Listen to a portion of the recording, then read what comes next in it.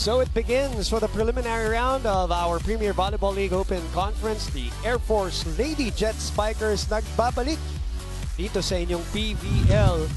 That's the lineup on your screens. At nagbabalik naman para siguraduhin kanila ang corona pa rin.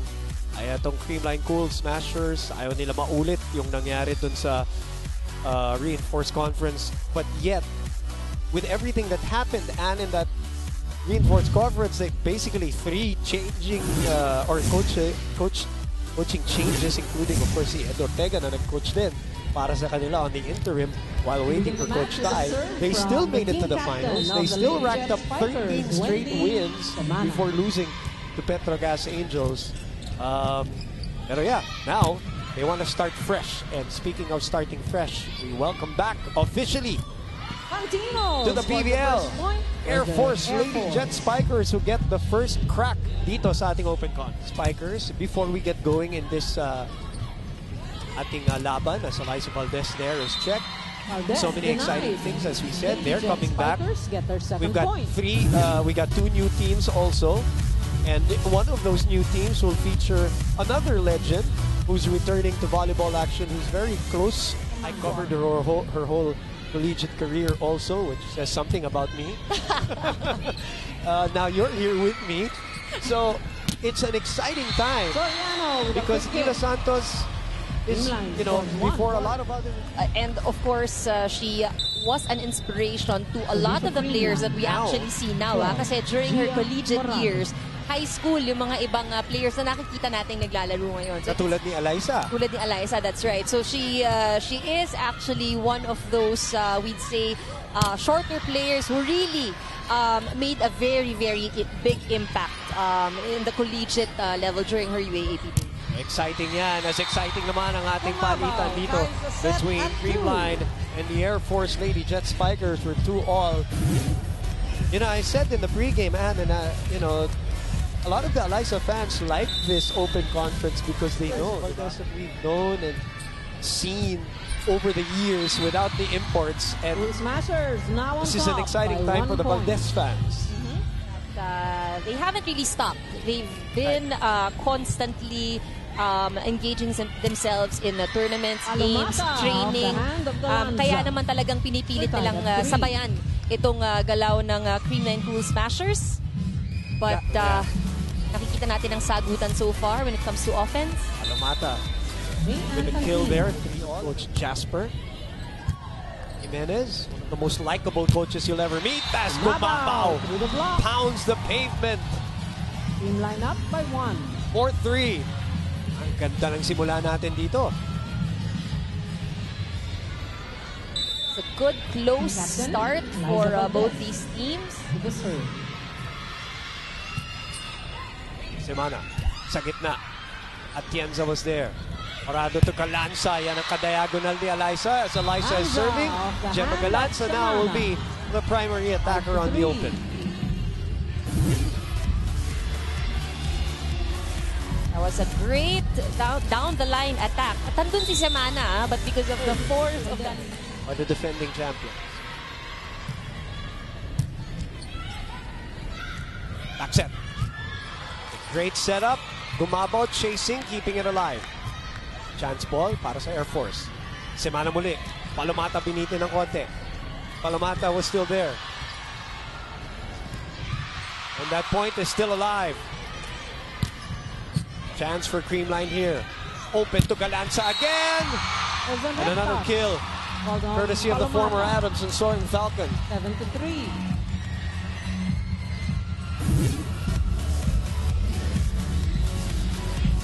Ganda ng setup at huling-huli na yung movements so far. And just as you mentioned, over the block. she scores. Goes for that hack. I think the thing with Air Force is they need to be able to match the pace of Creamline, at least in what we're seeing here in the first set. Bilis ng galaw. Sabas Trying to go for the angle. Medyo mahirap na to begin with. So, first technical. Right, and I'm sure there are a lot of people who are really looking forward to seeing them. Solid, all-Filipino lineup. Right? Magandang tapatan niyan against Banco Perlas. Yeah, so many, sabi natin nga sa simula, no? So many good stories as Creamline miscommunication there on defense. You know, Motolite is coming in with a full lineup this time.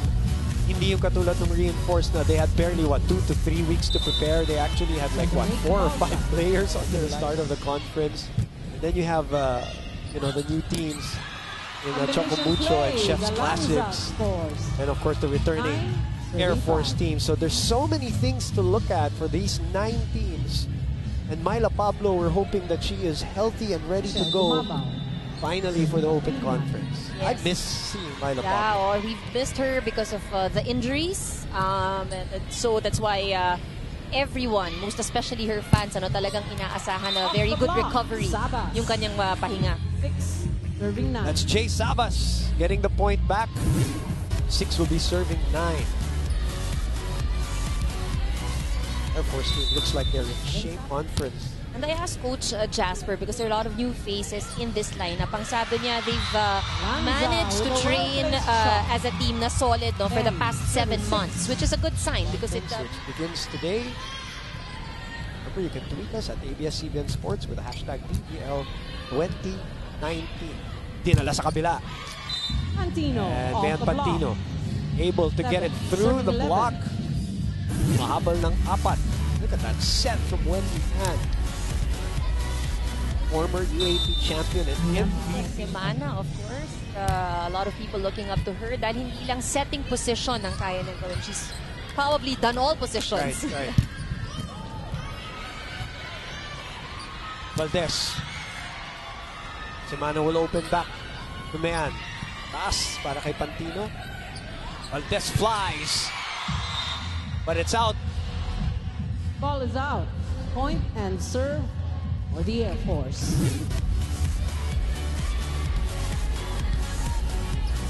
Just wide. Filipino.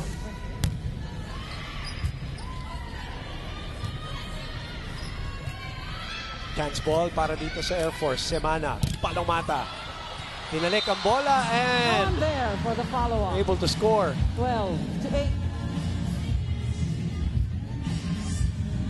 Very good energy radiating from the girls in pink. Air Force. 9 out, 11. Caballero in. Judy Ann Caballero is in the ball game for the very first time. A UST standout, a former UST standout. Palomata in the middle. When it's right, and it's a good set, tough to stop. Serving 12. Palomata. And it's also good to activate Palomata because she is the tallest player on the floor. And this Semana, No question. the serve. Open. Valdez, what an angle, what elevation. 13, serving 9. By Eliza Valdez as we check in back with our panel. Alam niya na mabigat makalaban ang mga Cool Smashers at hindi lang basta-basta sila bumibigay. Pero napahandaan naman nila ito by focusing on service receive. Your thoughts, Boom and Ann? Well, sakto, Therese, dahil sabi nga namin, she looked like she has trimmed down for this open conference at ayun pala, ang kanyang no-rice diet pala ang sagot dyan at ang naging sikreto dyan that will never work for pareho tayo dyan. But it takes a lot of sacrifice. I mean, discipline. Yes, discipline. And you know, these players, it's not just all about the training. It's the proper nutrition that they also get, yung diet na kanilang kailangan. Apart from that, yung sleep. So, and you know, Air Force in discipline open conference. Captain Eliza Of course, Valdez. coming in Serving for Creamline. late in the reinforced conference. Caballero trying to swipe it off a player. Let's see what Coach Jasper is looking for it. And yes, ibinigay dito sa Philippine Hold on, the full Air Force. Point and serve for the Air Force. And what an angle. It was a serve. Yan ang veteranong galaw ni Judy Ann Caballero. Gemma, off speed. Semana with a pickup. Vallejo again sends it to the middle. Galanza also trying to go for a swipe. It is still legal. It's still alive. Galanza takes off and puts it away. Galanza has been having a good start for the Cool Smashers here in the first set. Nakakarami na ng puntos itong si Gemma. So we have really good action here so far. Blocked. Nice pick up by Balmaceda. Gia pinili si Sato and Sato puts it away. Second technical timeout. Perfect in our first game muna. You know, for Creamline, I'm observing how earlier we mentioned how they would rely a lot on Eliza Valdez. But I think one good thing that we're seeing with how they play, the distribution of sets. Hindi siya ngayon tumitimbang sa isang tao lang. You see everyone really going for it. Doon nag-struggle ng konti itong Air Force. Galing nung, as usual, I mean, lagi naman natin siya pinupuri, but Gia Morado really just, as you mentioned, showing some love to everybody, keeping everybody happy here in this game so far. What an angle there by Semana.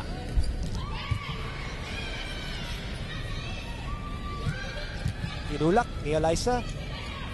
Sabas with a cross court. Off the hand of Atienza. Very diminutive, but itong si Jay Sabas has got some bounce, has got some spring, has got some power. Look at that form. Sabas. It's tough to call. Left-handed save by Gia. They're going for the quick. Coach Tai knew it already. Coach Tai was calling it from the sidelines and to expect the quick.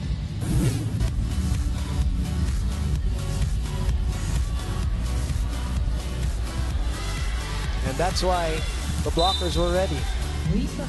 The Air Force plays are really red. Gia. Pau. That is out. Pau thought there was a touch. 20. I originally thought there was, and pero no touch. Oh, let's look at that again. Maybe this would be a better angle. That's too tough to call. Even in slow-mo. Will serve now. Galanza struggles with the first ball. Valdez inihatid yung bola sa kabila. Open. Overset. Valdez recoils. Sabas receives. Or digs rather. Pantino, bumalik sa kanya ang bola. Palomata, pinalo. Balik kay Valdez sa gilid. And able to get through the double block to the delight of the Creamline fans.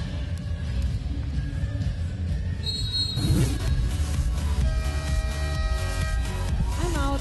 Lady Jet Spiker. That's why coverage is very important. Air Force. Nawala that time.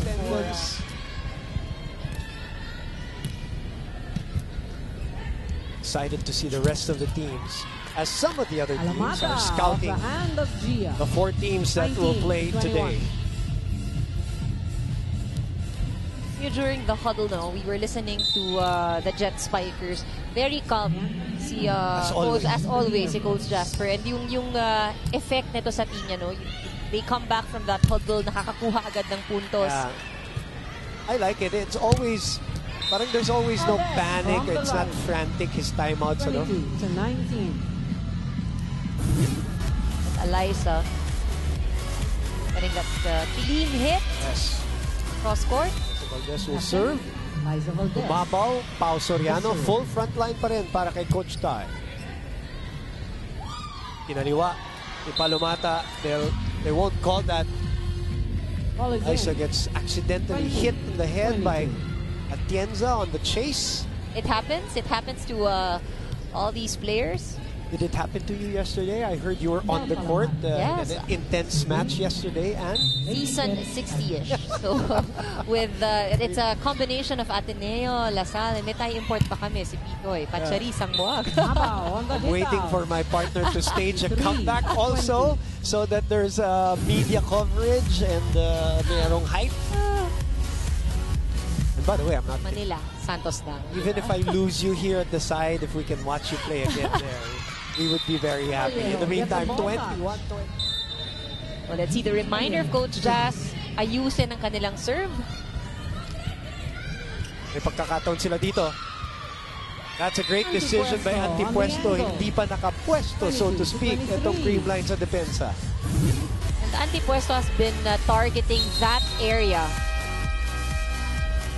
High angle, it looks like it's starting to swell a little bit. As Kumabao responds after the timeout, doing what she does best ever since her collegiate days as Phil, Kainglet, Cayetano will appear here to serve. Semana. Antipuesto, pagkakataon dito para sa Creamline, pinuntahan si Sato, Caballero, Sabas ulit, Caballero with a pickup, Semana opens up, sisiksikan dun sa kabila, so dinala kay Galanza dito sa dulo. Safely sent to the other side. Morado will open to Gemma, and Gemma overshoots. They're looking for a touch. There a touch. Abiceles says wala. Point and serve. The lady Bilis tong action eh. Oo. Let's have a look. Woo! Even with the, again, So hard to slow-mo. see. Nice serve by Sabas. Buhay pa to. Chance here for Air Force. And that is going to be a touch. Celis, referee Celis will talk to the first set pa lang. May konting drama na dito sa ating unang laro sa inyong Open Conference ng PVL 2019.